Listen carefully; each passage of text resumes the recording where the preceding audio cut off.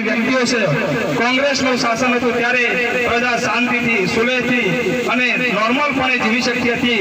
અત્યારે દરેક પ્રજાની કમર તૂટી ગઈ છે ત્યારે આપણે બધા જ કટિબદ્ધ થઈ અને વ્યવસ્થિત રીતે આપણે દહેગામની તાલુકા પંચાયત અને ગાંધીનગર જિલ્લા પંચાયતની અંદર આપણી 7માંથી મિનિમમ 5 સીટ જીતી અને આપણે મોકલી આપીએ એ જ અભ્યર્થના અને એ જ અભિલાષા સાથે આપ દરેકને હું નમ્ર વિનંતી કરું છું, આપ પોતપોતાની રીતે કટિબદ્ધ થઈ પોતપોતાનો અંગત મન ભૂલી અને કોંગ્રેસને કટિબદ્ધ કરવા માટે પોતે મજબૂત થઈ જજો મિત્રો। सोच को बदलो सितारा बदल जाएगा, नजर को बदलो नजारा बदल जाएगा, दिशा को बदलो किनारा बदल जाएगा और अपने પોતાનો कीमती और पवित्र मत को बदलो, सरकार बदल जाएगी मित्रों, सरकार बदल जाएगी।